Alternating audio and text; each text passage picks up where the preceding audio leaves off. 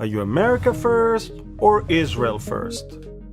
I want to say this as clearly as I can. I am God first. But for the sake of the argument, supporting Israel is one of the most America first things the United States can do.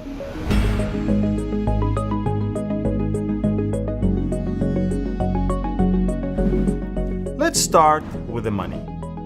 You often hear that America gives Israel $3.8 billion a year.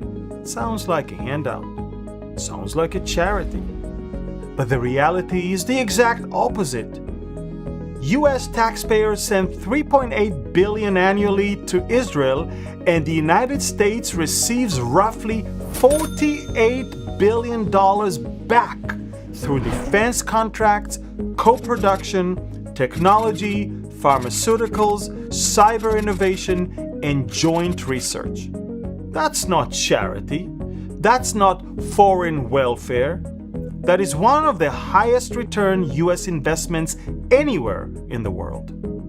The vast majority of that money is spent inside the United States in American factories on American weapon systems, supporting American jobs. Now let's talk about security. A former US Air Force intelligence chief once said that the value of intelligence America gets from Israel on Russian weapons, on terrorism, on enemy tactics would cost Washington the equivalent of multiple CIAs to reproduce. Even if he exaggerated, even if it's worth only one CIA, that's already far more than $3.8 billion a year. The budget of the CIA, to the best of my knowledge, is about $15 billion annually. So let's assume that General George Keegan exaggerated, and Israel does not contribute the value of 5 CIAs, maybe only 2 CIAs, maybe only 1 CIA. It's already almost 5 times the value of what is called erroneously foreign aid to Israel. And remember, most of that money is spent back in the United States, in American factories, on American planes, paying American workers. That is not foreign welfare. That is a high-yield American investment. Now let's talk about the military side. The late General Alexander Haig, former NATO commander and US Secretary of State, once described Israel as America's largest aircraft carrier that doesn't need a single American soldier on board. Think about that. If Israel did not exist, and if the US wanted the same level of deterrence against Iran, Russia, China, and jihadist groups in the Middle East, America would need to send extra aircraft carriers, extra ground divisions, and billions more dollars. Not to mention risking thousands of American lives. General Alexander Haig, Supreme Commander of NATO and later on the US Secretary of State, when he was asked, how come you're so hot about Israel? Because Israel is the largest American aircraft carrier. If there were not Israel in the Middle East, then the US would have to deploy few more real aircraft carriers, few more ground divisions, all of which would have cost the American taxpayer anywhere between $15 and $20 billion annually. So all is spared by one Jewish state. Because Israel is there, strong, motivated, and constantly on guard, the US can project power in the most dangerous region on Earth without permanently parking tens of thousands of troops there. That is America first. Fewer body bags coming home. Less money burned on endless deployments. Now, the technology.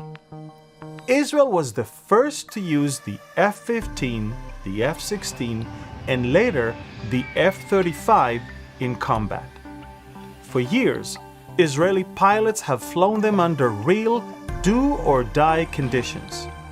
Every day, Israeli pilots and engineers send feedback to the American plants in Missouri and Texas that build these jets. That feedback turns into upgrades, improvements, and 10 to 15 years of research and development saved for American companies.